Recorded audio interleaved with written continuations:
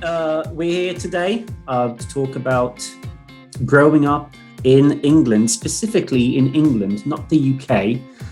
When we say the UK, I guess we mention, when you say the UK, you do refer to the four countries, right? But they're all very different, aren't they, Carl? And living in England specifically is different to growing up in Scotland, for example. Wouldn't you say so? Or not? Or maybe not. I visited most of these places as an adult. Wales, I went to as a kid, but I mean, it's strange for me, England, and that it's similar to the idea of how many accents we have. Because for a small place, it's got a lot of different accents, right? That's strange. That's I think that you can attach to how different those places are to, Scotland and Wales are basically attached to England. It could just be one place, but they're so different, and that's why it can't be one place. And I guess that's what gives them the kind of weight to try and lobby for becoming separate countries, like separating from England. Like Scotland's voting for independence again at some point in time, I believe. So, but yeah, it must be really different. I don't know. I can't give you a definitive answer on that. I mean, I went to Scotland briefly when I was younger on a school trip, but it was so fast and it was so kind of school trippy. You know, I remember school trips? Yeah. Oh, many to Brighton. I never went on a school trip to Brighton. I think that would have been very good. Yeah, I went to many times. I went to random places, like a place where water could turn things into stone, which, when you don't understand the science, is pretty freaky. Oh, that's cool. Everyone, all the bullies kept grabbing the bullied people and trying to shove their hands in the water. And which one were you? The perception. Well, I was obviously the bullied because I was like this tall when I was a kid. And just like shoving their hands in the water to try and see the hand turn to stone. Obviously, we didn't understand that happened during 500 years, Yeah, you just stand there for 500 years, mate, and then, But just going back to what you said, I did go to Wales also when I was a child. I visited the south of Wales near Cardiff, right? And it was a small town, but I was really young. And superficially, there's no real difference between England and these other countries. They look the same. But I think in their essence, they're all very different. Traditions, culturally. I mean, you cross the border into Scotland, into Wales. It's like you're still in England, but the essence, the people, the culture, the traditions are, they're different, right? So we're talking about growing up specifically in England because that's the experience we have, right? Yeah, exactly. Not the UK. And especially if you go to the north of Wales, for example, or the middle of Wales, they're very intent on keeping their language, keeping their culture kind of alive. And they're also a little bit standoffish sometimes with English people. Okay. Yeah, which, I remember perceiving that as a kind of 9-10-year-old. I mean, I was fairly astute as a kid, but still, for a 9 or 10-year-old to get that means that it really was a thing. And I don't mind that. I think it's cool. It is what it is. It's supposed to be that way. We're all different. Yeah, that's right. I agree. There is a similarity when you look at appearance and what things look like, but deep inside, it is a different country. It is a different mindset and different people, different traditions, different heritage. So yeah, absolutely. Can So I ask you a question? sure, yeah, go ahead. I wanted to know what age you were when you came from Brazil to England. That's a good question. I was 9 years old when I first moved to the UK, to England specifically. But my history, um, my background, and my first contact with the UK, I would say, my first contact with England was back in '89. So I was about 6. That was my first contact with England because my father, he worked for a pharmaceutical company that belonged to a UK group, to an English group, and he got promoted to England. So he spent 8 months in England, um, alone. Uh, and we remember he would send us lots of packages of chocolates and pictures and photos. So it was like we already had we had contact with England much before we had moved to England. Uh-huh. So it was already a huge part of our life.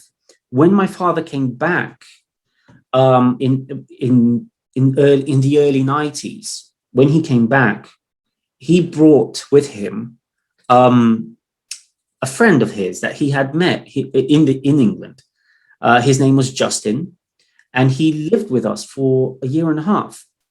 And then, so we had an Englishman living in our home for a year and a half here in Brazil. And soon after no, right before he moved back to England, right before Justin moved back to England, his parents also came over. So we had this English family living with us for a while. And in '93, we we moved permanently to England, and that's when I would say that I actually permanently moved. It was back in '93, so I was 9 years old at that time. Yeah. Nice. Just in time for the Spice Girls to become famous. Yes, absolutely. Just before that. Yeah. Such an important remark. Yeah, I mean, Spice Girls. you can't forget about the Spice Girls. They epitomized everything that was wrong with British music at that moment in time. We were very much lost as a nation of music lovers and creators. We were pretty much lost at that time, I would say, because if what you remember is, I mean, we had Oasis, right? Yes. We had Blur. Britpop was the thing at that time. I mean, Mhm. I don't know how into music you were when you were 9 years old, but Not much. no, No, it's not much. something that got you after.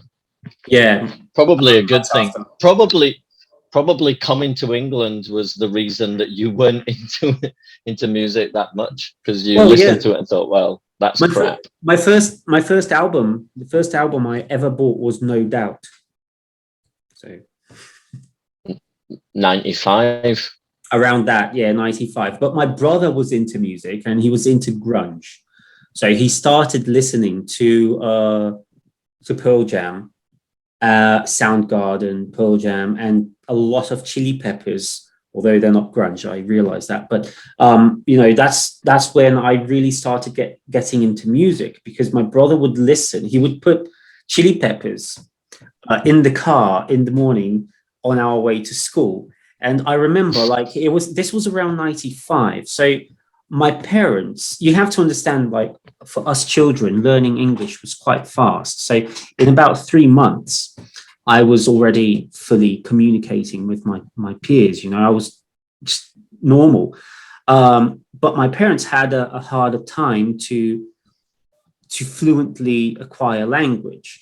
And for a while, it was hard for them to understand what people sang in songs. And my brother would put Chili Peppers, that song, what is it? I heard a little girl. I heard a little girl. And my mother would understand I hurt a little girl. I said, why are you listening to that? Turn that off right now. So I remember this vividly, you know, and this was my first contact with Chili Peppers and other bands my brother would listen to. So that's when I really started getting into music.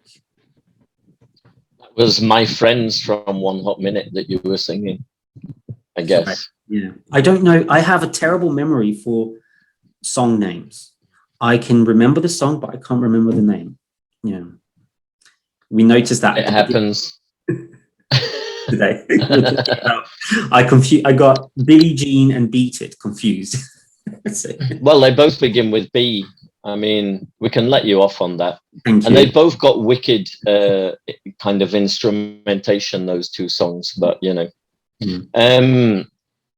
I was thinking about, because a 9-year-old, I must admit, I always thought that you were a little bit younger, but you know, since we've never really properly had this conversation, I'm just learning that now. But you know, a 9-year-old is pretty developed in the sense of like what he likes and what he doesn't like, in the sense of kind of food and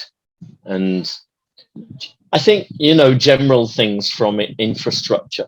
Yes. Like how did that affect you coming over to England? Because it's crazy.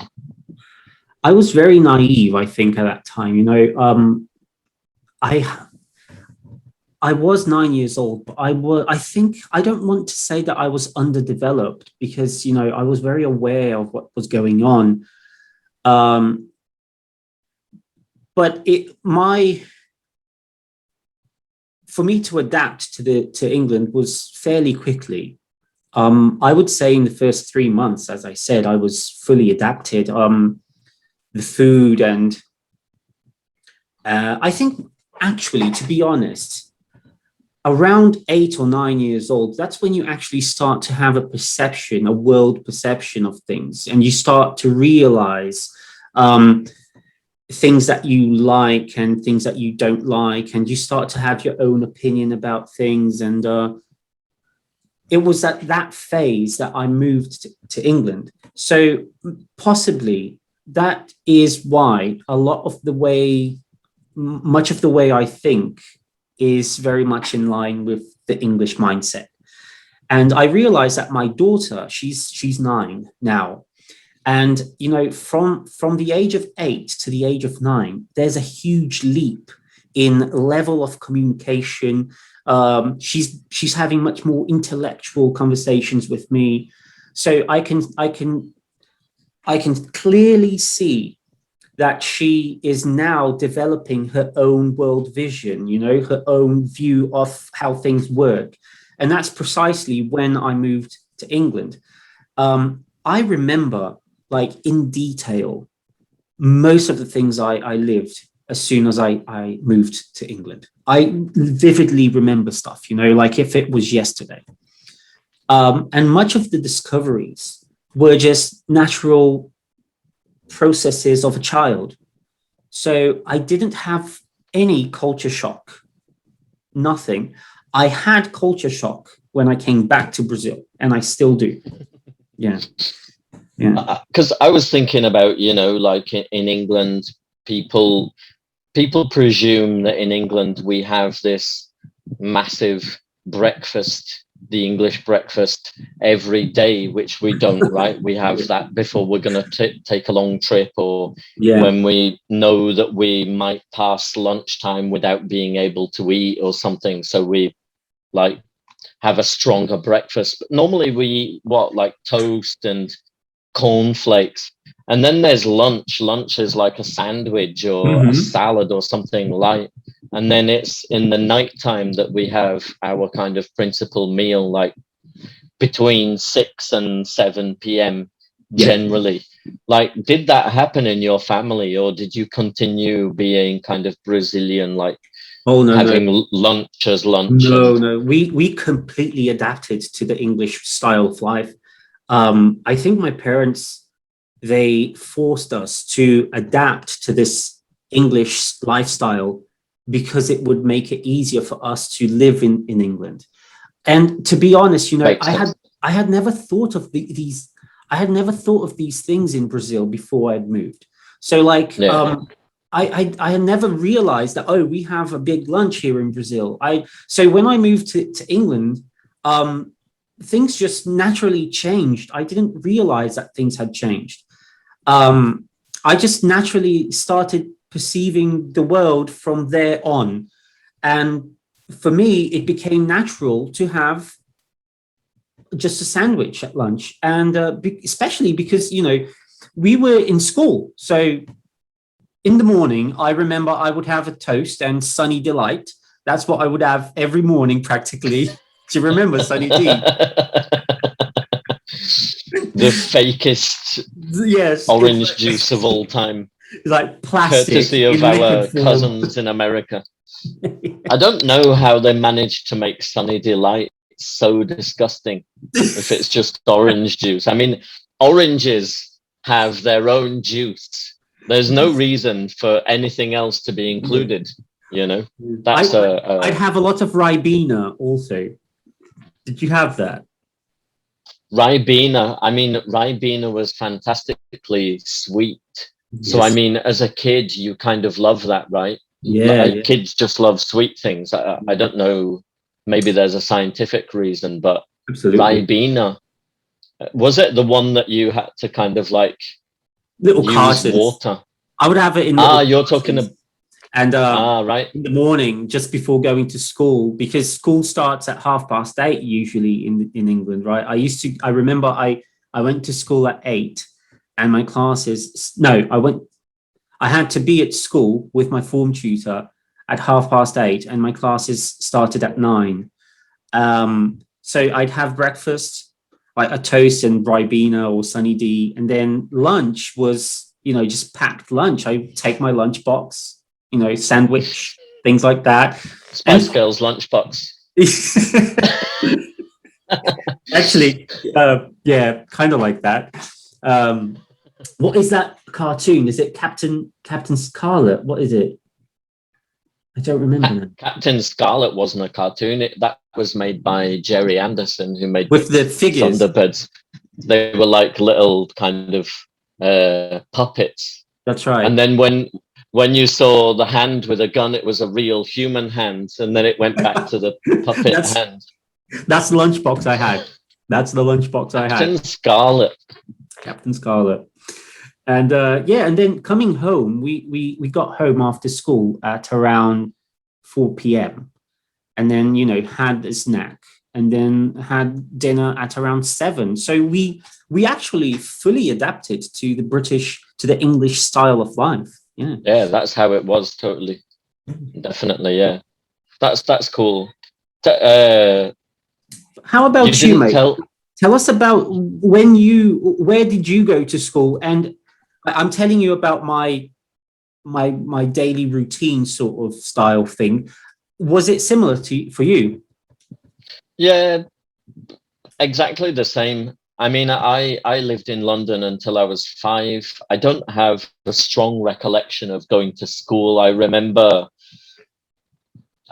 coming home in the afternoon at lunchtime uh, with my stepmom, and then we would fall asleep on the sofa listening to the radio.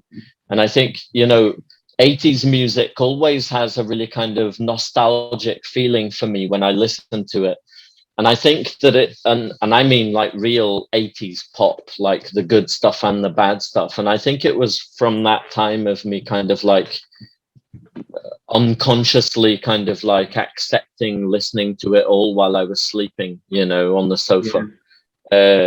But when we moved to Yorkshire when I was 5, the first school that I went to, I mean, it was quite close to my house. I think for a short time, people took me until I got used to the route. But I think from a really young age, I think from 5.5, I was already walking myself to Wow, school really? because it was so close. Yeah, it was like to the top of the street and then like 2 blocks that way, a really old building. I have good memories of that school. It was cold and I don't know if it's the same now, but I remember being a kind of sensitive kid, on days that it was in cold, me and the other kids, we used to run to the caretaker of the school and like hold his hands. He had like massive hands, Yeah, a yeah. tall guy, and we'd hold his hands to warm our hands up. And Oh, that's cute.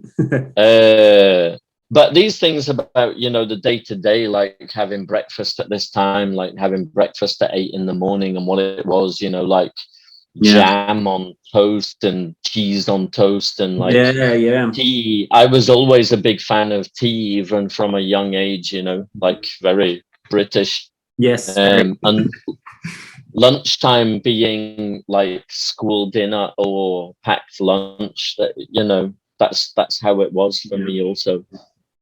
Trying to avoid hula hoops and hula hoops were a Yorkie great. bar.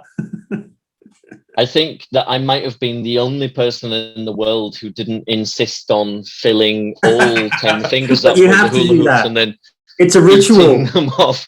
It's a ritual. Well, You have to do that. You know that if you don't, This is what people you told open me, a but I packet- never did it. if I you don't don't feel open like a I packet missed of out hula on anything. hoops and you put one on each finger, you know that you never live past 60. That's the rule of life. Well, thanks for that. I mean, you've just given me 14 years to live. You still have time. You still have time. Let's find you a packet of hula hoops. Okay. Yeah, but let me ask you something, because you mentioned something about being cold, and well, there's no denying that in the winter things can get a bit chilly in England. I remember like one of the things that you asked if I noticed a different lifestyle kind of thing from England to Brazil. One of the things that I did notice, and I remember that this was possibly one of the only culture shocks that I had, was the weather, and the fact that in the winter it would get dark at around 4 p.m. So I'd go to school, it was dark, or just, sun was just coming up. And I remember because we would go to school. I lived in Hastings in the south of England, and it's a beachfront town. And I remember there was this road that we take to go down to school, and it was a big hill. And just before we reached the hill, there was this magnificent view of the sea, of the English Channel. And it was very early in the morning. Well, not very early. It was 8 o'clock, 8:30, but the sun was just about to come up. So we'd get this amazing light over the ocean. And then in the afternoon, so I'd get to school when the sun was coming up, and I'd come home and the sun was set already in the middle of winter. That was a big shock for me. I don't think there's too much that can prepare you for that anyway, right? I mean, Sao Paulo, you lived in Sao Paulo before, right? Yes. Before you went to England. Yeah. And I mean, you know what Sao Paulo's like, especially the closer to the capital you get. It's like 3 o'clock in the afternoon in the wet season. You pretty much know that it's going to rain, and there'll be some kind of mega thunderstorm. Yeah. Okay. And England's really the opposite to that. I mean, there are some things that you know will happen, like this changing of the clocks, and it's dark in the morning and dark in the afternoon, and these types of things. But it's quite changeable. That must have been really weird. But it unfortunately it is what it is. It's temperate. Yeah. It's in the northern hemisphere. Well, there's a good thing about it, because when I think of English homes, they're very cozy and comfortable. And I remember it was like a safe haven. It was really cold outside, and you'd come into your home and it was really warm and cozy, and you could take your shoes off, the carpeting and the heating. So it was really nice to be home. Very different to here. For example, today we're having quite a chilly day today here in Sao Paulo. And my feet are frozen because we have tiles on the floor here. We don't have carpets and no heating. That's what you get for living in a 16th century pub. Yes, guys. my my wooden floors. But it was really cozy. So I have to just say that I miss the fact that homes in England are. I felt they were cozier than here in Brazil. Now, when I got home, so getting home in the middle of winter was excellent. But that's it. That's all you did. You got home and you played in your room. What would you do? Like, what did you use to do as a child growing up in England in the middle of winter after you came home? I think the times have changed. You don't see so much kind of like kids playing out anymore.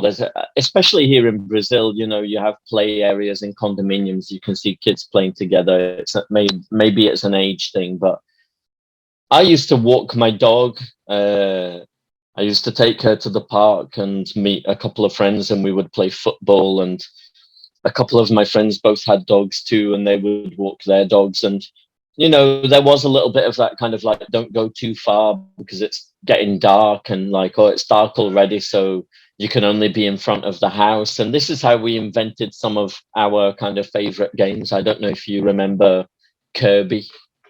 Do you remember Kirby? No. You never played Kirby? I don't remember. Not by name, anyway. I mean, I don't know if you have a version of it here, but it was, if you lived in kind of out of town places where you had pavements and roads that were kind of not so wide, then each person would stand on each side of the road on the edge of the pavement. And the idea was to throw the ball and try to hit the corner of the pavement and catch the ball again. And if you could repeat that a couple of times, you'd like get points.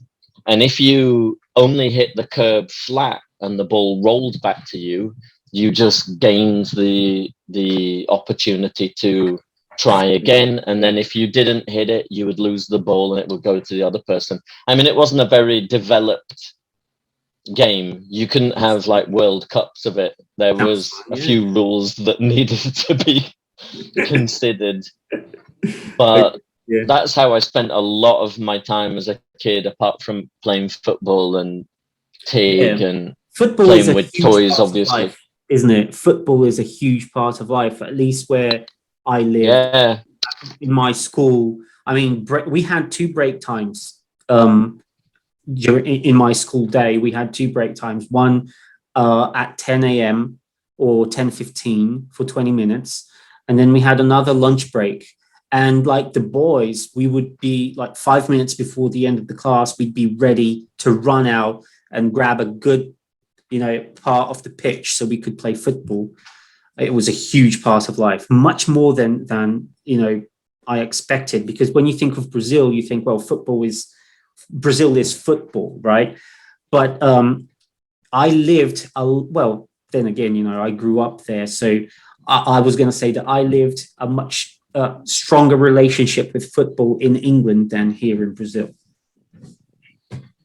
I mean, it was in those years that you were kind of starting to accept and understand the semantics more for what it was anyway, because of your age. But I think, it doesn't surprise me. I mean, lots of games were invented there. I don't say that in a kind of patriotic way or in a kind of like English people a great way. I just think it is what it is. Then the history remains. And, I think it's important that we mention it. Today is the 21st of April 2021. And yesterday there was a big chance that football as we knew it as a game would be changed forever by money. And today, 2020, the 21st of April 2021, that's gone away again, thankfully. Like the big teams have gotten out. I don't know what you read or what you heard about this European Super League idea, but thank God. I think that it's important to talk about that you touched on football. It's important in many countries.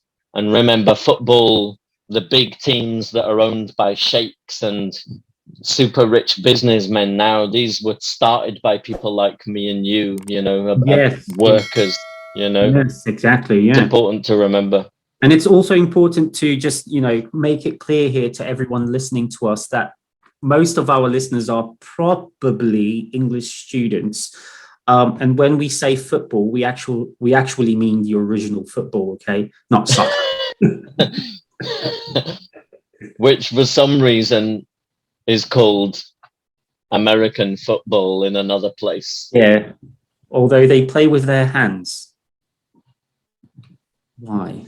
Why do they call it football if they play it with their hands? I mean, it's a question that I've always wondered, and I've asked people, and they've been like, "Well, they kick it. No, At they some call point it in time, they kickball. kick it." Call it kickball, not football. I've tried to come up with some very American names for American football before. I've come up with runner ball. That sounds like an American sport. Runner ball. Yeah. But That's funny. in England, we called it rugby. It was kind of like, what? This isn't football. So what should we call it? Like, where are we? Rugby. Let's just call it rugby then. It's a place. Oh, right. Is it because of it was invented in a place or something? Is that where it gets the name from? I wouldn't like to say, because it's really possible that, I don't want to be at the end of podcast 1 and have, like, I don't know, 35 followers on YouTube. And one of those being, hey, by the way, rugby wasn't invented in rugby. Rugby. I'm just making a really, really terrible, but kind of obvious presumption. Yes. I think it's true. But if I'm wrong, anybody can feel free to tell me that I'm wrong. I hear it a lot, so it's okay. Oh yeah, mate. Yeah. To anyone listening to this, I mean, if we say anything that isn't fully accurate, please let us know. we love being corrected. It's not like we're teachers and we hate being corrected. It's not that. We just none of it. No. None of it is true. Let me ask you something. Yeah. You just noticed, well, not just now, but it will look like it to our viewers. You just said that I'm in a pub. So the pub, that's a very English concept, the pub. As a child growing up there, my family are Christians. So the idea of going to the pub, now let me try and explain this in a way that it doesn't sound weird, because a pub is nothing more, nothing less than a bar, right? And the concept of bars here in Brazil is a place for non-Christians, right? Now, that's not something I believe, okay? Let me make it very clear to you. I love going to bars. I go very often. So going to the UK, we didn't have the habit of going to pubs. Neither did any of our English friends. And it's something that I regret, because now that I'm older and every time I go to England, I always spend a lot of time in a pub. Did your family have this habit of visiting a pub every now and then? We did, yeah. I have a lot of memories of sitting in beer gardens of pubs, because depending on the size of the pub in that time, and it was really common, by the way, to see families in pubs. Like, it wasn't deemed as a place where you couldn't take children. I mean, it would be weird to take your kid on a massive bender on a Saturday night. Fair enough. But, Sunday afternoon, Saturday afternoon was really common to see the beer gardens full of, I don't know if you remember those A-frame, like, picnic benches. Yes. It was kind of like, just people have them in their gardens sometimes. Yeah.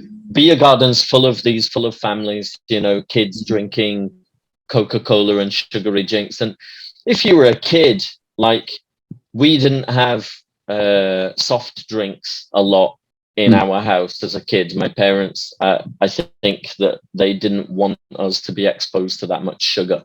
And I Yeah. think that's how I developed this taste for tea from such a young age, right? But they would allow us to drink these kind of fizzy drinks when we went to the pub. So um, that's my memory of that, Yeah. like Yeah. eating these kind of like weird pub snacks like Yeah. pork scratchings and Yes. crisps and stuff like that, and drinking soft drinks while my parents would have a pint. And it Yeah. was really common, and it was never a bad experience. It's a good set of memories that I have of that, That's definitely. interesting. I And it's remember something that can't be replicated here. it can't. The No, closest, the closest actually, weirdly, that I've seen in Brazil is Habibis. really. Like you That mean? idea of the family going together to a place and kind Okay, of enjoying each other's company and having something to eat and something to drink. And, right. that's strange, right? Because the two have no connections whatsoever beyond that. I know that we have quite a few pubs here where I live, near Campinas and other places. And they call it pubs, right? They actually call it pubs. We have the Old Grains pub, which is an Irish pub, but these are just nothing more than just a bar with Irish decoration. There's nothing pubby about it. It's just a fancy bar, and it costs a fortune to get in. There's no pub concept where you go for a good beer, a good pint, and you can order food. And by the way, pub food is amazing. I love pub food. The only memory I have of going to a pub as a child was my father. Because we lived in Hastings, it's a beachfront town. He bought a boat, and he As became, you do. obviously, right, and he became a member of the local yacht club, and there was a pub there. So that's the only pub we would regularly, not regularly, but every once in a while we would go there and play some darts and drink something. So it wasn't like a local pub. It was more like a membership pub of a yacht club. So it was Okay. different. It was different to going down to your local pub, right? Can I interject, because this sounds like a working men's club, and a working men's club was kind of very different to a pub in that it was like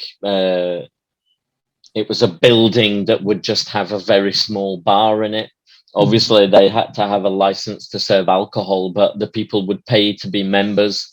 Um, and yeah, they would have the joy of being a member of this type of place was to have a kind of maybe a little bit more of a safer place to take your family when Maybe. it was more definitive celebrations, or on Saturday nights when it wouldn't be really cool to take your family to a pub because of lots of drunk people and so on. You know how England can get a little bit Rowdy. hairy Yes, on a Saturday night. that's true. So it sounds much like a working men's club, maybe a little bit more kind of refined because it was Yeah. a yacht club, but Well, not really that refined. It was a lot less refined than the picture in my background. It was as they Hastings. were.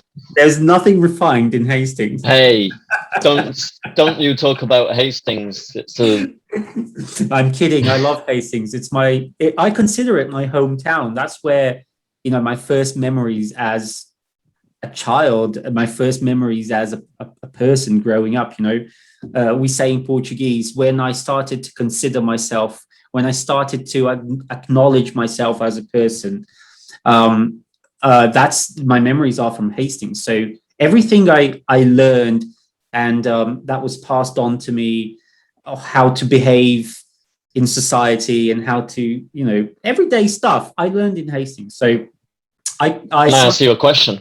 Yeah, sure, go ahead. I wanted to know if you took your bucket and spade to the beach the first time and then got really disappointed when you saw a massive amount of rocks and no sand. Yeah, man. I think, to be honest with you, I went to the beach like about 5 times in 10 years. 5 times in 10 years. I went in the sea. Like, I actually went for a swim about twice, I think. Cold, no? It is cold. I went swimming. I was, the last time I was in Hastings was in 2019, and I went swimming more in that time. Like, I was in Hastings for a month in 2019. I went swimming almost every week while I was there. So I actually went in the sea more than when I lived there. So yeah, we didn't have adults. Didn't go to the beach. Are the adults? Yeah, the adults. I used to go to the beach quite a lot when I lived in Brighton, but I kind of get what you mean.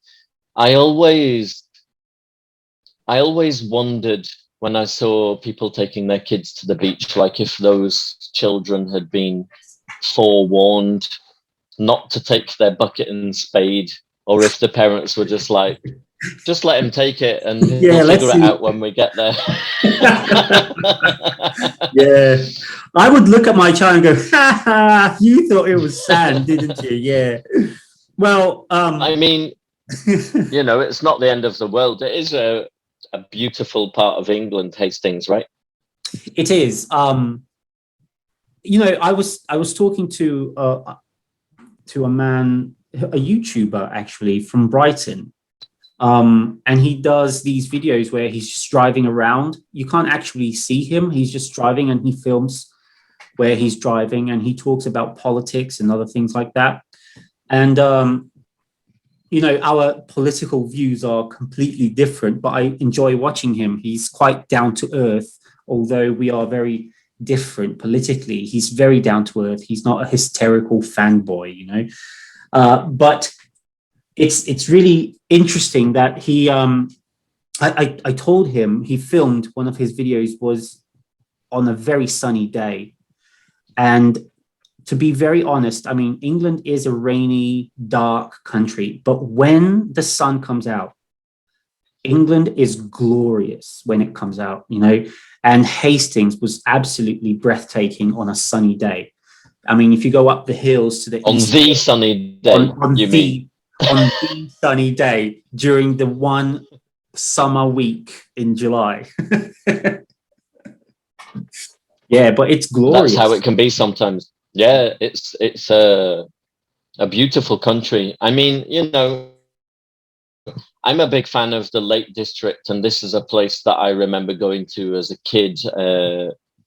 We went there for like a holiday as a child. I think we spent a week there, and I instantly loved the Lake District. And I've remembered that passion from being, I think 8 or 9 when I went there to today. The last time I went to England in 2016, I spent a couple of days there. It had just snowed. It's perfect. Wow. When it's just snowed. That's the place to be when in winter, but also when the sun's out, it transforms, and it's that transformation is partly in your brain, right? Because it's so not like that on a normal regular basis. I think what's very it's kind of shocking, What's very evident about England is the distinction in the seasons. So when you're in the spring, you're in the spring because it's very evident. Summer is summer, winter is winter, and fall is autumn is autumn. In Brazil, it's just you have 2 seasons. You have 1 month of winter, not where you live. Where you live, there's no winter. It's just summer all year long, isn't it? Well, yeah, I mean, here is very tropical, almost equatorial. So what you have are definitive wet and dry seasons. It's hot and wet or hot and dry, basically just that. Exactly. There's And no. this is one of the things, going back to growing up in England, you were talking about heating, and you were talking about how your house becomes a kind of comfort zone. And it very much is that, because, you know, it teaches you that it's much easier to deal with cold than it is to deal with heat. Yes, absolutely. Yes, I agree. Obviously not if you're kind of trapped in the Alps or whatever. Yeah, okay. But I mean, on a daily basis in normal life, it's much easier to kind of wear layers. And I think that's something that you probably learned when you were living there, right? Yeah. You can't just like wear clothes from Brazil and then put a massive coat on. You have to have layers. You have to have a t-shirt and then a jumper and then maybe a cardigan and then a jacket and then maybe a coat. And as you go into different places, you'll be required to take different amounts of those layers off, right? That's how it works there. That's much easier as a system than just like taking a shower every 25 minutes and still feeling like you're sweating to death. You know what you mentioned just now is really intriguing, because I suffer from the cold much more here in the winter in Brazil than I ever suffered with the winter in England. I mean, I used to do PE in the middle of January, in the middle of February, in the snow with my gym shorts, and it was okay. I played football on Sunday mornings on a snow-covered pitch.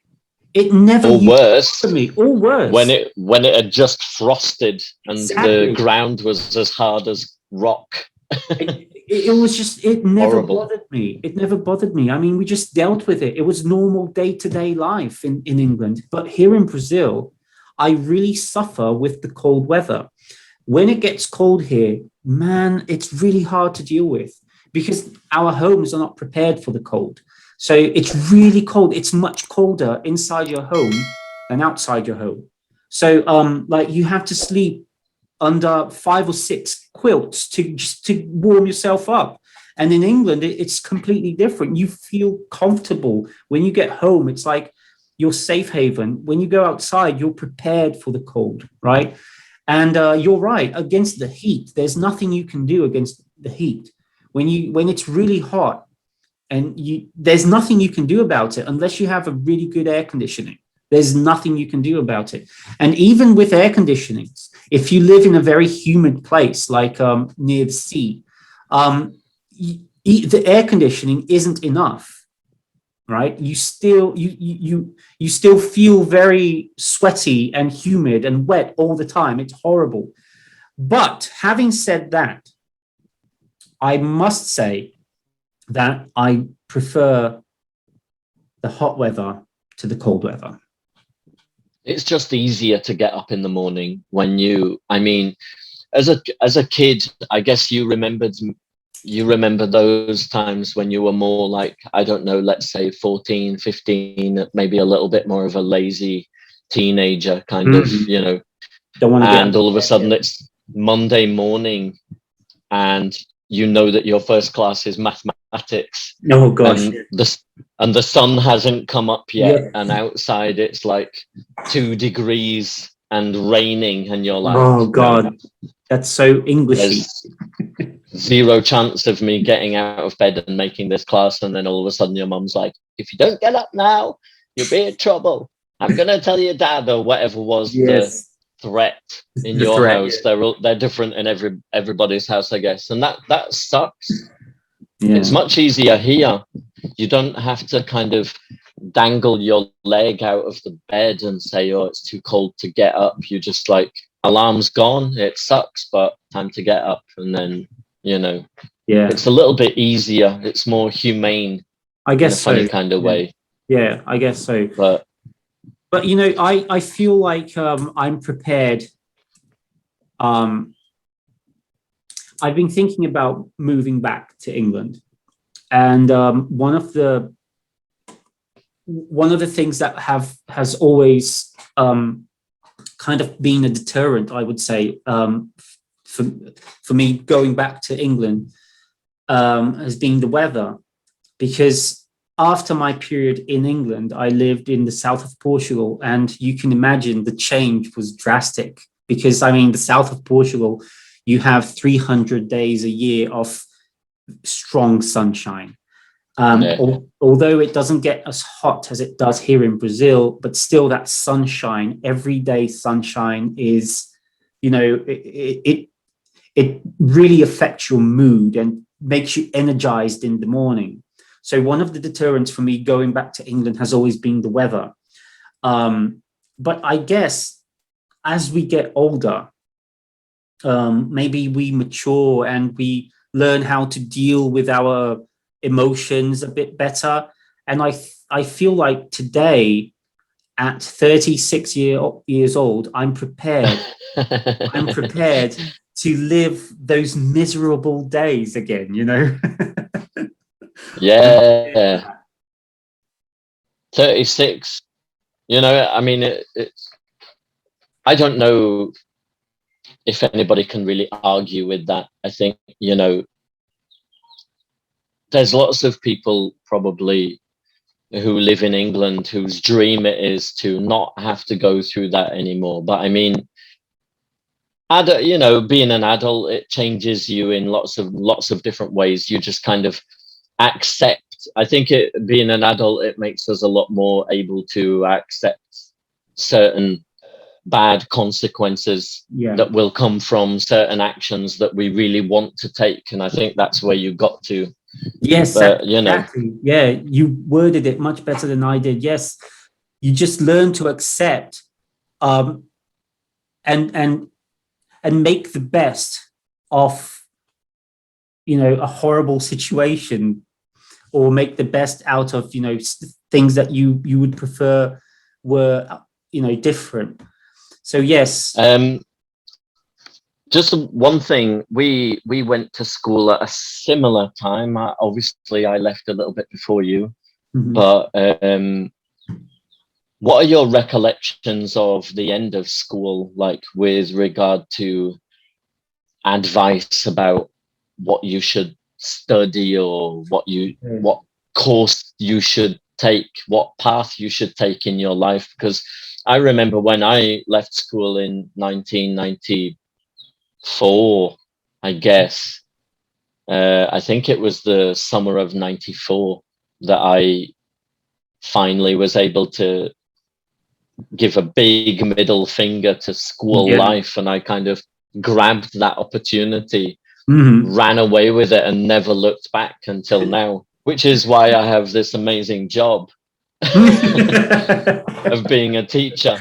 Well, and not something in Brazil, it is an amazing job. I mean, you earn more than. Well, it is an amazing job. It's just amazingly not well paid job, as people know, unless you live in South Korea. But I mean, or China. There was really no advice. There was very little advice, good advice. And I remember looking back on it now, and I didn't understand this at the time, but I remember looking at it now like there was a really big push from the government for children that were leaving school to, if they weren't going to go to university, they like college, let's say, they should enter into these schemes that were run by the government. And I always think now, looking back, that maybe those schemes were very kind of like corrupt, like money laundering exercises by what people think in the world is an uncorruptible government. But let's say all governments and governance are corrupt, right? Every man in power is corruptible. Every man in power. Or woman. Or woman, yeah. Well, to answer your question, I left school in the summer of 2000. I went to the Grove School in Hastings, which doesn't exist anymore. It was knocked down, sadly. Both of my schools, actually, in Hastings have been knocked down. My primary school and my secondary school. No relation to you? but So I hope not. Is this where Izzy studied? Oh gosh, knock it down. You don't let's want get none rid of that any trace of that guy. Yeah. But the houses I lived in, they're still up. So maybe they haven't got round to knocking it down yet. It's on the list. But you know. Let's say that it might have something to do with your strong views on Paul McCartney, since he's a local boy. Oh gosh. So after today's podcast, they're probably going to knock down this beautiful pub here. So, which is in Rye. I think they'll just take away. They'll just take Hastings off the map. They'll just wipe it out. Let's just delete this place and build it again. But to answer your question, like I remember that I had a lot of support from my tutors and from my teachers, and we had a kind of like a college fair, and we got to visit colleges. I remember in the hall, in the school hall, we had I think they have, this is very popular in the US, isn't it? Like a university fair, and you go and you meet the people from the university and things like that, but they weren't universities, they were colleges. And I didn't have the grades to go on to A levels. So I'd have to go into a college somewhere. For a while, I wanted to do journalism. And then I changed my first choice to English. I was passionate about English. And when I say English, I don't mean as a second language, right? I mean English as in literature. I was passionate about it. I loved writing stories, which is interesting because I hate reading. And I hate reading. I know this is going to sound like a shock maybe, but I really enjoy poetry. And I remember in English classes, we would read poems. And I used to love them. I used to really enjoy understanding the messages behind the words, you know. And so I thought about doing English. But when I did my GCSEs, I left right after my GCSEs. I moved to Portugal. And I ended up doing tourism. And that's it. I did tourism in Portugal. Yeah, I mean, it makes sense. But I remember one of our early conversations, you being quite explicit in your viewpoint that English music, English language music is better because the language is more expressive in itself. Yes. It's more beautiful in its expression in itself than Portuguese. I have a theory on that. I think that that's because of the rhyming, because all of your verbs in Portuguese, they end in very similar patterns. And then what happens is you kind of get trapped into, you end up getting trapped into little kind of holes of what you can rhyme against that. You know, and when you don't want to make an exact, like I had a verb here and I don't want another verb here, then the rhyme ends up being something that's close but not quite. And I think that is maybe part of the essence. I would agree with you on that. I love studying about the English language and the origin of the English language. And I would add to your theory a couple of findings that I discovered over this period of study. Is, first of all, Portuguese is a syllable-oriented language. Like, you can only create sounds in Portuguese if you create conjunctions of consonants and vowels, and they become a syllable, and the words are syllable-oriented. In the English language, it isn't. I mean, you can have like the word rhythm. It has 6 letters or something, and it's one syllable. And you have different combinations of vowels and consonants. And the reason is that Portuguese is a Latin-based language. There are influences from other dialects that existed before in Brazil anyway, before Portuguese made its way into Brazil, there were other dialects and there are influences. But the English language has Greek influence, Germanic influences, Latin influences, French. French is 26% of the English language is French. So there are so many influences. And what happened to English is that when each invasion in England brought with them their own languages, their own dialects, right? So when the Anglo-Saxons invaded, they brought their own dialects and languages, but they didn't discard the old languages. They just added on to them. So you have the word trouble and you have the word problem. You have the word sufficient and you have the word enough. Different origins that mean the same thing. And I think that's why English is so fascinating, because there's a huge variety of options and words that you can choose from. And when you're, like you said, when you're rhyming, okay, sufficient doesn't rhyme here, but I can use enough.